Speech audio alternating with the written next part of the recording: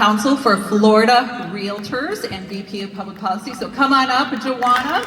Huge round of applause. Long been waiting for since March 15th. Forms. Joanna, take it away. Loves that we have developed here. You know, how you work with your sellers, it's not going to change.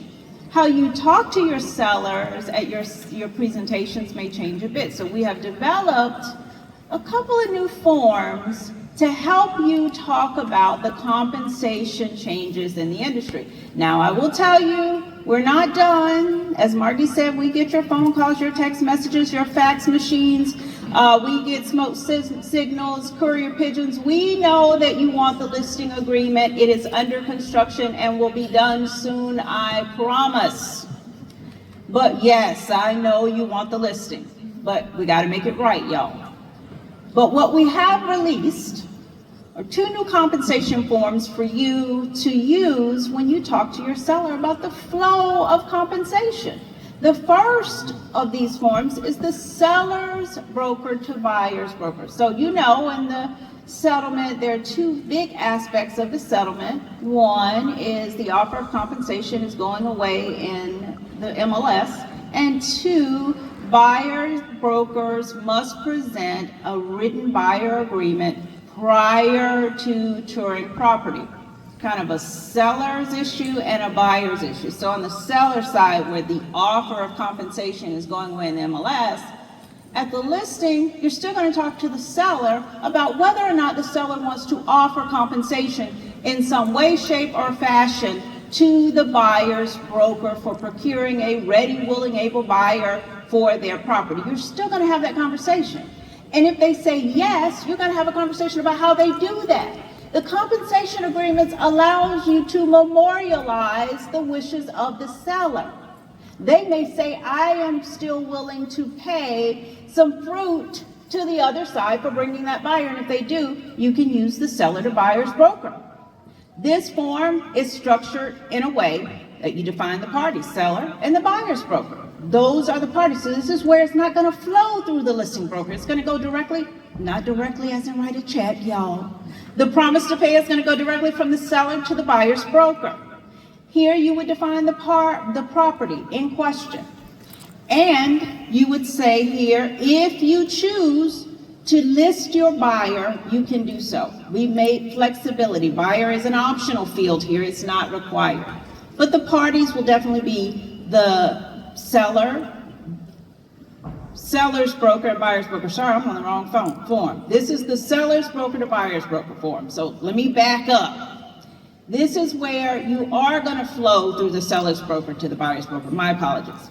So this compensation agreement has for the parties, the seller's broker and the buyer's broker. So the seller has said, I'm going to still offer compensation to the buyer's broker, but instead of giving you all the fruit, listing broker, I'm going to give you some fruit, I'm going to give you some bananas, and then I'm going to give some oranges to the buyer's broker, okay? So you can share your compensation with the buyer's broker through this form. You list the property, you list the buyer's name. So we're still having cooperation here. There is a term of this agreement. The term starts, it goes for a certain number of days. There's a default of 30 days. Listen, we don't tell you how long to have this agreement for. It can be a day, it can be 10 days, it can be a year. It's up to you all. But the brokers get to decide, seller's broker and buyer broker, how long this term will be. And then the buyer's broker compensation, you have the way to define how this will work. The listing broker, or as we call them, the seller's broker, gets to say how they will share with the buyer's broker. It can be a flat fee, it can be a percentage of the contract, it can be plus an amount like a bonus, or they can fill in the blanks of the terms to specify what their unique relationship is going to be. It's completely up to them. Arbitration clause looks very similar to all the other arbitration clauses you will see in the services agreements in Form Simplicity. There is an ability for the parties to initial, to go to arbitration. Because we're talking about broker-to-broker compensation here, it will still be governed by the NAR Code of Ethics and Arbitration Manual. right? Because this is still broker-to-broker compensation. You're not going to go suing each other in the court system under this agreement. And then we have miscellaneous clauses that specify in bold the requirements of the settlement. All right, now let me go to the one I started talking about first incorrectly, which is the seller to buyer's broker compensation form. Now this one, as I said incorrectly the first time, this one is where the seller says, I am going to still provide some method of compensation to the buyer's broker, but I'm not going to flow it through the listing broker. I am going to make a direct promise to pay to the buyer's broker for bringing that ready, willing, able buyer to the transaction. So the parties to this agreement, you have the seller and the buyer's broker, and they're going to specify what property this is for. Now, the seller is only going to pay if during the term of this agreement, the seller is presented with a ready, willing, able buyer by that buyer's broker who closes on the transaction. So again, they specify a term here, right? And the important thing to focus on here is it can again be 1 day, 10 days, 5 days, a year. It's up to the parties. At the bottom here though, I want to point out a common clause that you'll see in all of these agreements. It's very similar to a clause you see in the listing agreement. The term of this agreement can extend if the regular term expires but the parties have a pending sell and purchase contract. Okay? You see that in the listing, now you see that in these compensation agreements. Buyer's broker compensation is defined in this agreement in the very same way. If the buyer's broker procures a buyer, the seller will compensate the buyer's broker as specified below, flat fee, percentage of the sales price, bonus amount to fill in plus a dollar amount, or they can specify other terms. It's completely up to them. Miscellaneous clauses, you see in bold again the requirements of the settlement. But in this agreement, we also specify that last sentence. In no event will buyer's broker compensation exceed the amount of compensation in the written buyer-broker agreement, also required by the settlement, all right? Now, one thing I want to point out to you is a new footnote on these forms. The parties acknowledge this form should not be used to share offers of compensation to buyer brokers or other buyer representatives via any field on the multiple listing service. Just another kind of warning, reminder that these forms should not be used as a memorialization of some offer of compensation in the MLS. Now, that's when you go to your listing. That's how you would talk to your seller about memorializing compensation that will flow from the seller or the listing broker to the buyer's broker. Now let's talk about how you work with your buyer. There are new forms to do that.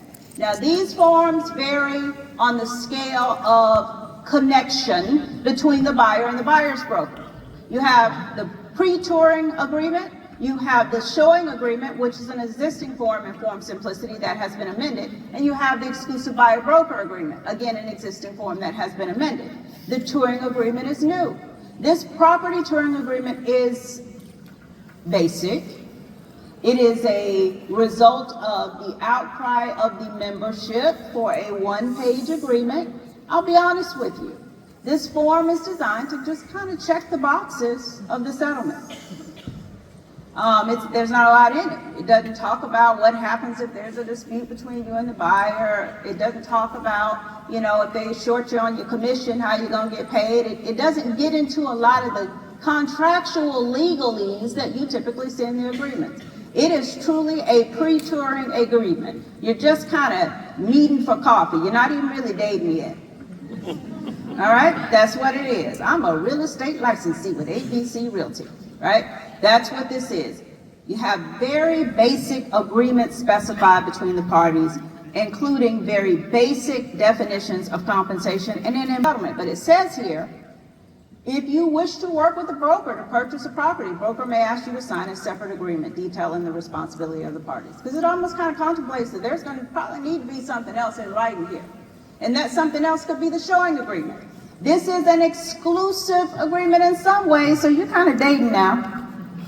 You're dating, but only with respect to specified properties. The parties to a showing agreement list out the properties for which they will exclusively date each other.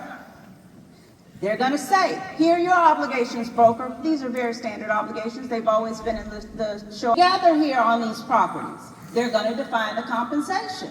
Important to note, compensation, last sentence there, compensation received by broker, if any, from an owner or an owner's broker for services rendered to the consumer will reduce the amount that the consumer is required to pay per this paragraph. That's very important to point out to your skittish buyers who say, I don't know if I want to commit to paying you. They still get to try to find a property where compensation is being offered via the two compensation agreements or a listing, and then they can reduce the amount that they're required to pay. They're in the driver's seat there. There's a retainer provision. It is non-refundable. Make sure you point that out should you choose to pay to require a retainer. Brokers, I'm gonna need you to have a real conversation with your agents about how this retainer is gonna work. Watch and see how quickly they file a FREC complaint. If they don't like it, it's non-refundable. Have a conversation about that.